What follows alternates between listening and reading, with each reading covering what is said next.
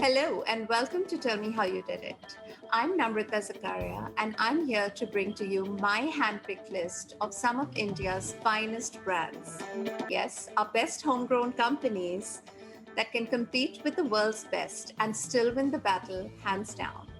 These companies range from food, fashion, and film to home, art, and design. I'm only too happy to talk to the founders who not only chased their rainbows, they also made India proud. Make sure you tune in at htsmartcast.com week after week to shake the hands that built our best businesses. Listen to them tell me how they did it. Today's episode is a special treat for me as I'm talking to somebody I've admired for decades from far and I've come to admire even more from up close. Anita Lal, the founder of Kurta, is a very special woman indeed. She's India's number one aesthete, beautifully bringing Indian art and craft techniques into luxury products, be it a coffee cup, a candle, or a kurta. Kurta, in its 25th year now, is the best example of how an Indian company can turn artisanal activities into expensive, coveted luxury items. It's a lesson for governments, for the textile ministry, for craft councils, but also for anybody who wants to start a small but sincere Made in India label. I say small because Goodart started with one boutique in an inelegant part of Bombay. Last year, it clocked in a turnover of 150 crores. I'm truly honored to bring to you Anita Lal so she can tell us how she did it. Anita, we love you as AL. Welcome to the show. Thank you. Thank you, Namrata. First of all, let me congratulate you on 25 years. It must have been a long but beautiful journey. It's momentous to have you with us on the podcast this year. I want to ask you, how has it been for you as the founder? 25 years sounds wonderful, but the fact of the matter is that every day, things change each day and one day goes into the next. So you don't even realize when suddenly you see it's 25 years. Yes, Namrata, I only started Good Earth because I had a dream. And my dream was quite simple when I started. It was just that I wanted to bring the same joy that I felt. I lived for a few years in England, in Germany actually, and I loved going into the stores there. And I felt that in India, no one gave you that kind of feeling of of excitement when you entered a store. So, in my own way, I wanted to create something in India which gave that feeling of being in a special space, not just the products, of course, the products, but the whole feeling, the fragrance, the sound. So, as you know, in Kemp's Corner, we started with a little fountain as you entered, you heard water. We had lots of neroli, which is my favorite fragrance. And so we had the fragrance of that and music and of course all of that. Your And hand-picked playlist, which you yeah, still do. just about now I'm wondering, I have to hand it over to the younger lot to do it. I think it's now getting a bit dated, but yeah, playlists as well. And so yeah, it started with that. And frankly, who thought? I never thought of it as a big business. I did it only and as you say, just because I wanted to do something special. Then over the years, and by the way, the first 5 to 8 years were very difficult, very difficult.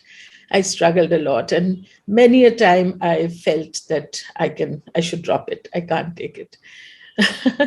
but I think it's like a child. You can't drop a difficult child. You just kind of hang on, and that's what I did. And then in the end, I mean, I would say for the last 10 years, it's been a beautiful journey. I have a lovely team. It's taken us a long time, but it's a team which is totally passionate and they are committed. And most of them are with me for over 10 years. In fact, today I got a message from Asha Madan. She's our head designer. She just sent me a message this morning to say, Anita, I've completed 25 years today. She's been So with you right from the start, so of yeah, course. 25 years. She started a few months after I opened Good Earth. And so today was her day of 25th year, and I will celebrate. I'll go and have a Kerala lunch with her. So yeah, so we're wonderful. And all the, as you know, that by now, practically all the people have been with me, the senior people have been with me for like 8 to 10 years and Yeah, above. So that's yeah. quite nice. Yeah. Well, it's quite, you talk about the in-store sensory Mm. experience, and I feel, and I've written about this before, that, you were the first to introduce it. It pretty much was the invention of Anita Lal and Good Earth. Your store was a little oasis in that bustling street. It was like a room of beautiful things, painted walls, fragrances, uh, of course, your playlist. Did you know that you would really change the game for the experiential store in India? No, no, not at all. Because in those days, Namrita, India was a closed economy, and we didn't know that it's going to open. Yeah. And we couldn't import anything. Now people in India don't even realize. I'm talking about 1996, and we had no internet.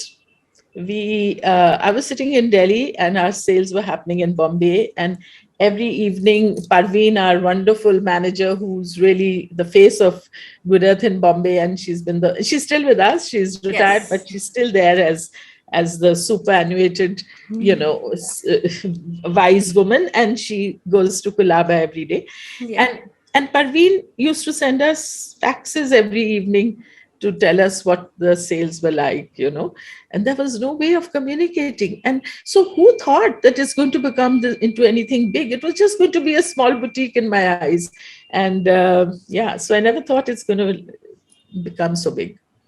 Then why did you start it? Because you've said in interviews that you were a hobbyist potter yourself, Yeah, and you worked closely with kumbhars, with potters. But correct. what made you want to set up a shop and sell the items? Yeah, it was the same thing. The pots I was doing anyway. And uh, and the shop just happened to come along. These are all serendipity things that happen. It was never planned. A friend offered us the shop, and I thought I had, you know, wanted to do something, as I said, beautiful. And I thought it's going to be all fun and beautiful things. And people also tell me, where's your problem? You just have to buy beautiful things and sell them. I said, thank you. That's what I also thought. But oh my God, running a business, the retail, the understanding, I mean, it's very complex. And I I'm knew nothing. sure. I knew nothing, but I learned it, everything the other way around, But yeah, But now here you are, AL. You've come to be India's biggest luxury label. How has this been? Did you plan it? Did you cultivate it? How did you watch it yeah, grow, no, and you how know did what you happens? nurture Yeah. it? Then what happens, Namrata, is that as you go along, I mean, initially it was just being able to tread the water and not going under, you know.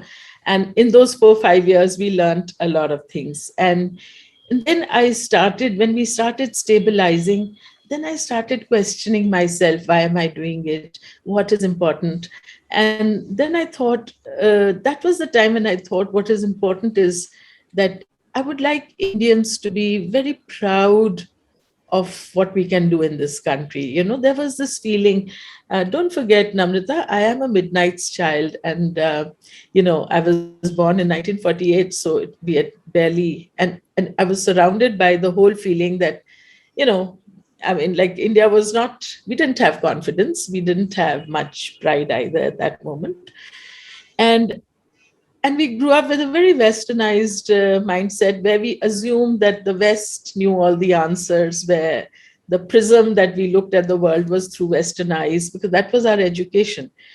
And um, and it took me a long time to understand that, I mean, the beauty that we have, the richness, the heritage, the culture. And so that's when I realized that I've got to put it out there and let Indians feel good about buying a product which is made in India, which is made to the same standards as any international in terms of design, in terms Yeah. of quality, in terms of presentation.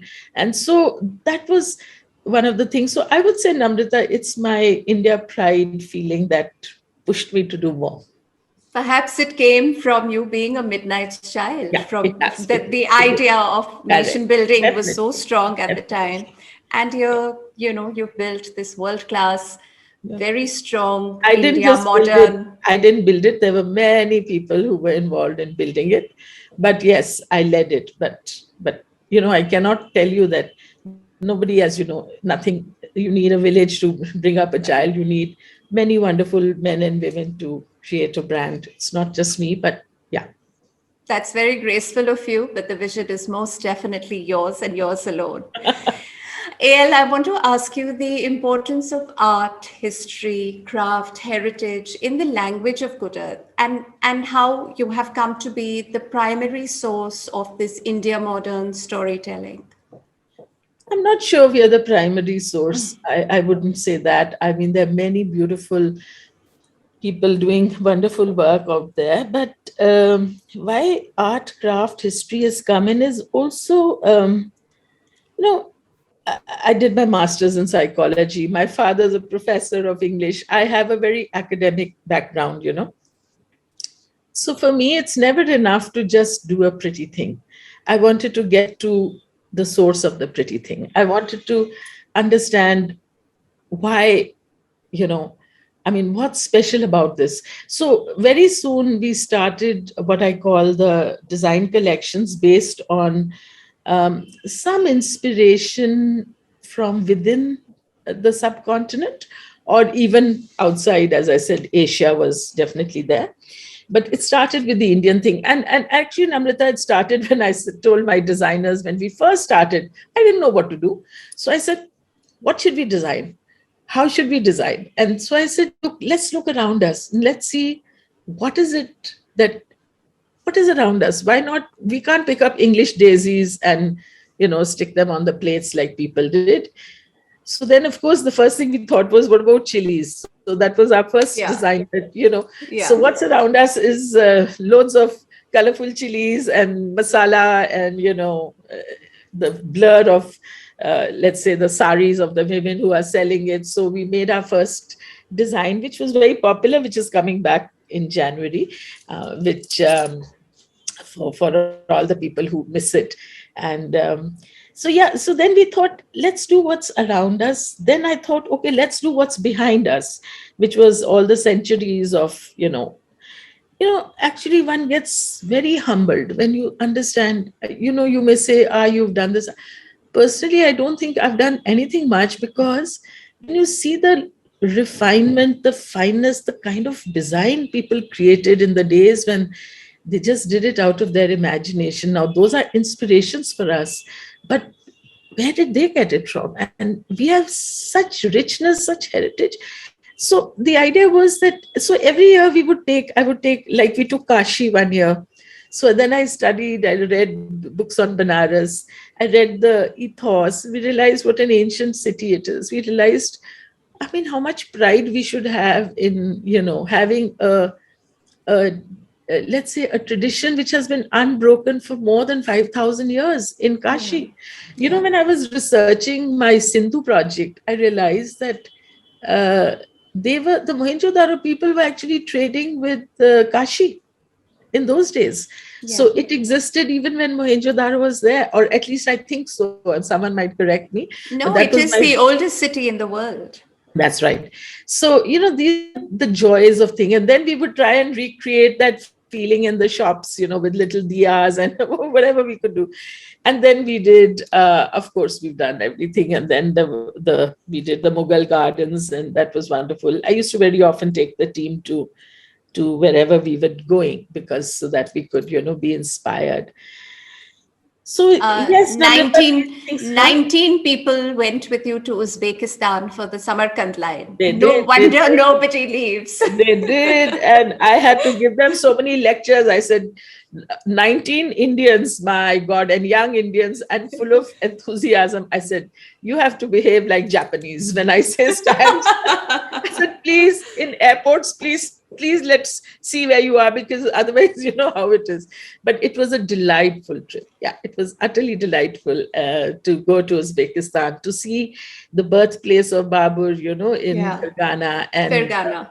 Fergana, and it was really charming. And of course, we went all over, and we got, and those people there were so affectionate, and they would all look at the girls, and I told the girls, you better wear your Indian clothes. I don't want jeans and things. So everyone wore beautiful Indian clothes, and we had a lovely time in Uzbekistan. AL, I want to take you back to your friendship with Mapu, with the legendary textile historian Martan Singh. He even helped you pick the name Good Earth. That's right. That's Tell right. us stories, anecdotes about your friendship, about how you influenced him, he influenced you, all of that. First, let me say, I'm so sad. I'm so sad that he's not with us. For me, that's really one of the saddest things. But anyway, so Mapu was already a very, he was all there, and I used to really look up to him. And I knew very little, and he had done a lot of research, and his whole thing about textiles. My first introduction to beautiful Indian textiles was when Mapu did the Vishwakarma, exhibitions, and to It was see. in the 80s, right? That's right, that's right. And to see beautiful, just, and Mapu did very simple saris. The thing is that Pudu Pavu, I still remember, with Tamil Nadu. So all he did was take beautiful colors and give them those fine borders. And he revived the whole feeling of why we should be wearing our own handloom saris. And so that was what really attracted me to Mapu, was that he was bringing to us the understanding of how we should look at the textiles of this country. Having said that, I want to add one little small thing here, that the other person who's much younger but whom I admire tremendously, and who's also brought the tradition of handloom saris back into fashion, is young Sanjay Garg Yeah, of course. with raw mango. He's Yeah. done what most people could not have done, which is that without any thing spangles or whatever, he brought the good handloom sari back into fashion, which is very admirable. Yeah. So I've asked him this question, AL, and he's very sincere in his thanks because it seems that you discovered him at a Delhi Heart exhibition. Is that right? Yeah, yeah. And I mean, what a phenomenon and what an eye, right? So, because it was not it was Sanjay's eye. He put colors like soft green, sharp Yeah, green, neon green, yeah. with pinks, with reds, and it caught my eye, and it caught everybody's eye. And the boy has got what I love is that he has the rootedness of India, because see, I miss that rootedness. I have had to create the rootedness because I was born and brought up in a very westernized milieu. Whereas Sanjay comes, as he says, from the earth. He smells of the earth. He understands India like I cannot.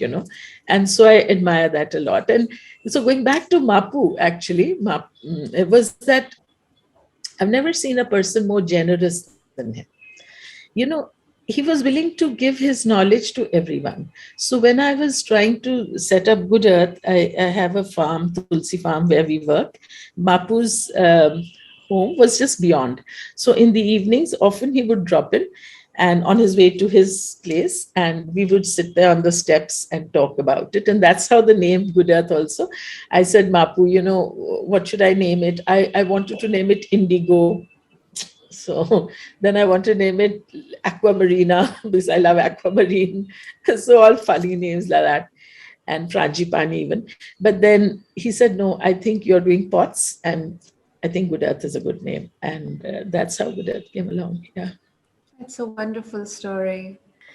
AL, other than the stores you've had in Turkey and Singapore, you've collaborated with Mapu again for the Fabric of India exhibition in London's Victoria and Albert Museum. You've had stores at Liberty London, sell fridges, as well as the Peace Shop in China. Why did you want to take Indian craft to a Western customer? Namrata, actually, it was default. It wasn't something that I had consciously thought about. Um, uh, the Singapore and the Istanbul were people who were very, very keen to carry good earth there. And, we honestly now I understand a lot more about business, and we were naive and we didn't understand that, pricing makes a lot of difference. And by the time you ship things abroad and Indian prices, and then to match the same, these were very difficult things to do. And today I'll tell you, we have a very different policy. I actually don't want to take any good earth abroad. I want it to be a purely India based brand, stays in India. We want to stay where we are. About my with Fabric of India, it wasn't Mapu, honestly. It was that they had approached us as sponsors, and that was our 20th year actually. And at that time we did have a small budget, and we thought, why not? And then we they were all lovely people, and so we just so that was something we thought, that since it's going to represent the textiles of India, that would be a great thing to do, and we did it. I think what was very interesting is the party we had there, because I don't think the VNA had ever seen a party like what we created. We flew down chhatri, silk brocade chhatris, and we flew down. In the end, we even flew down roses and jasmines and all of that, and the place, and flew down jasmine sharbat also, and the place was fragrant and full of music. And we did a lovely flash mob in Bollywood style. So, you know, I said, we can't have a party about India when we don't show you the how we love to dance. And then it was all the team which did it, and then everybody joined in, and they wouldn't let us stop. So I think that we had to do it 3 4 times, all the guests joining in. And in the end, the VNA actually had to throw us out, because they said, nobody stays that long, you have to leave, you have to leave. Nobody wanted to leave. At about 11 o'clock, they just literally closed the doors on us. So it was a great party. And it was a great way. Of course, Fabric of India, frankly, it was the initiative of the VNA, how they wanted to show, because their collection is so enormous of Yeah. Indian textiles. And they do a Yeah. great job, I must say, of explaining the provenance of each, style of textile. And that was wonderful. It gives India, the world, an insight into the gifts that India has given to it in the world of textile. And these are things, Namrata, I want to keep on, let's say, emphasizing, that we must keep emphasizing what India, even indigo, I'm wearing indigo, this is pure indigo khadi.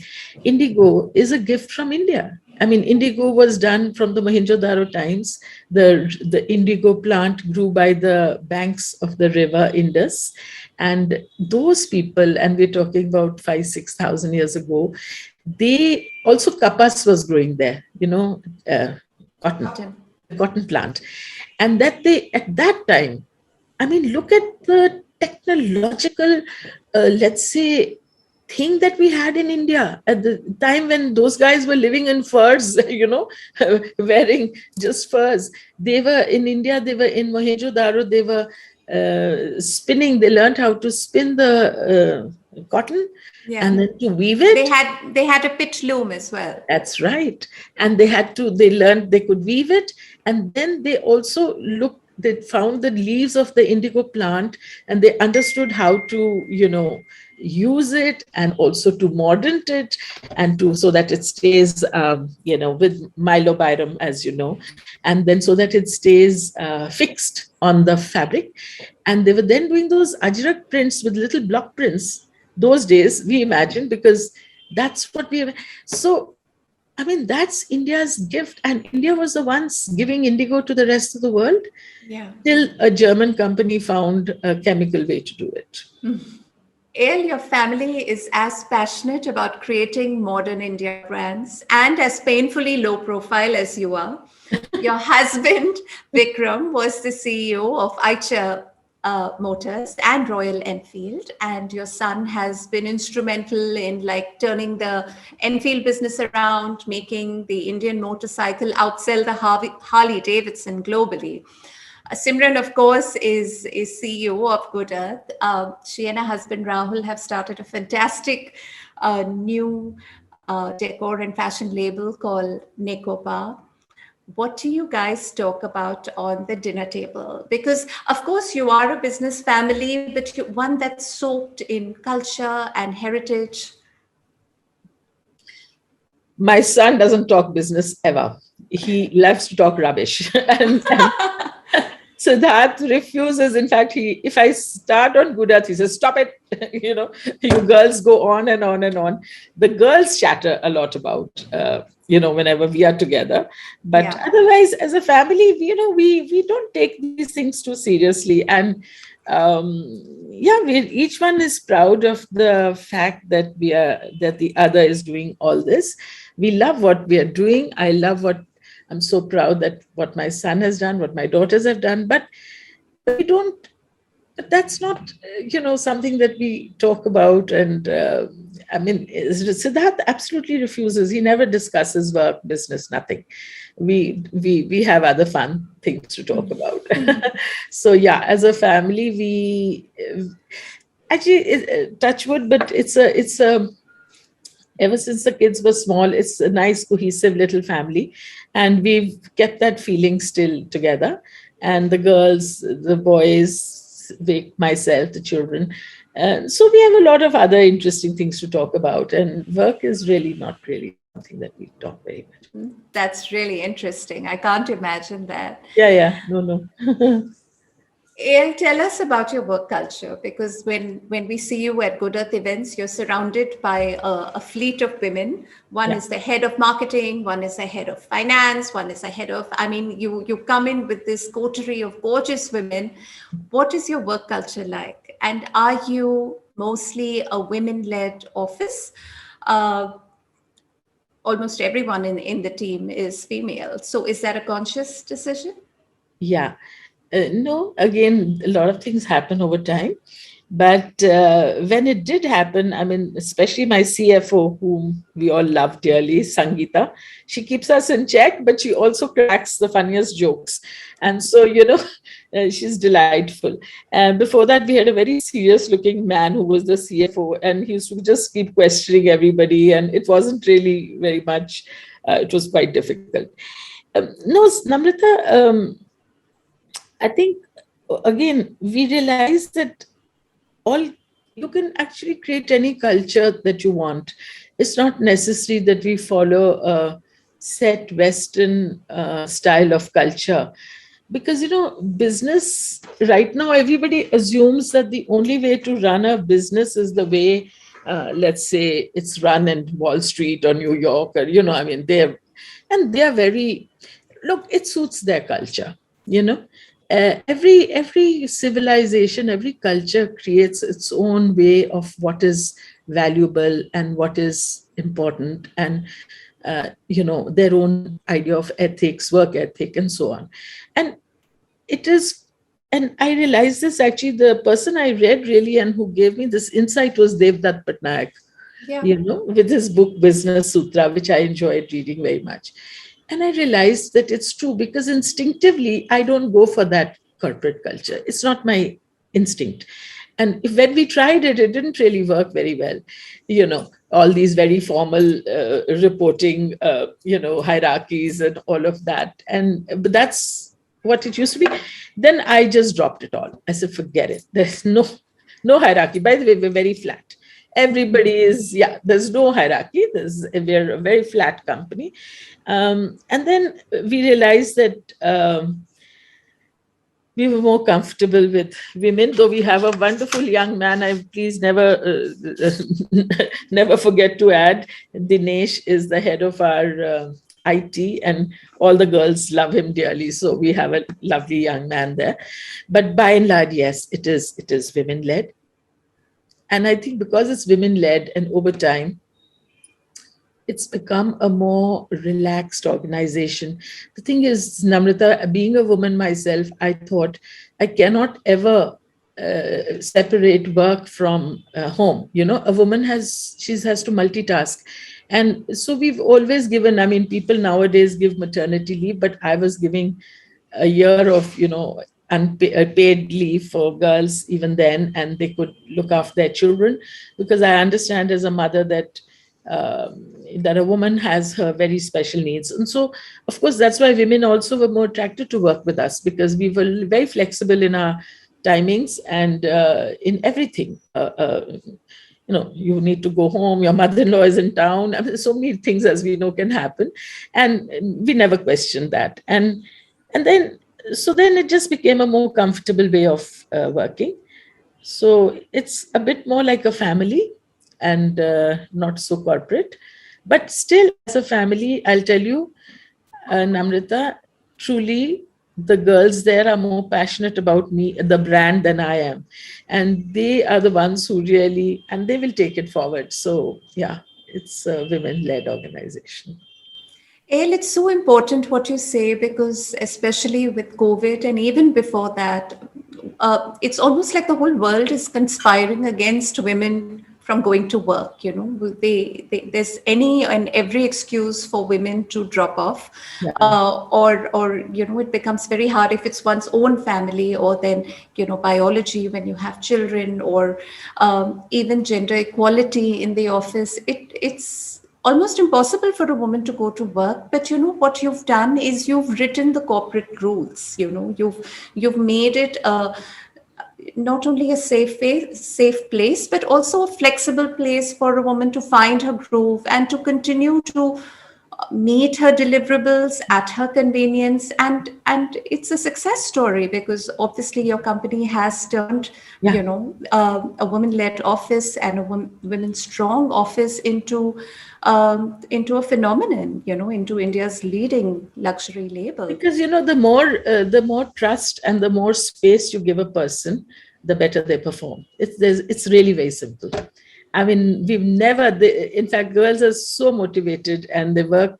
And one, I've never in my life, for example, the same Asha I'm talking about, in 25 years, Namrita, I have never reminded Asha for anything. If she had to do something, she would always, always, always do it. And yet it was done without any stress. So, yeah, I think if you give people that trust, they will they will work, and we don't need to clock them in, clock them out, and all of that. I don't think so. It's a great lesson for founders and CEOs. So thank you for this, Yeah, AL. yeah. Uh, you have your new collection out this week, your annual collection. You're taking us back to the Silk Route and Bosphorus. Tell us all you can tell us about it. So, yeah, Namrata, I mean, every year I think, oh, now what should we focus on? It's a question of focus. So then, you focus in a certain area, because since we like to create original design, you then need to see what's the, let's say, background where we will create these designs. Where should we go? So, I mean, we've been to even everywhere, so to speak.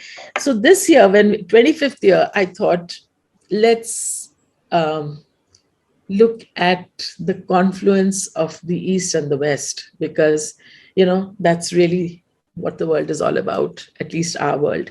And yes, the Silk Route is what connects the Asia to Europe, and that has been a place of amazing, what you call, culture, and through the culture, arts, crafts, everything.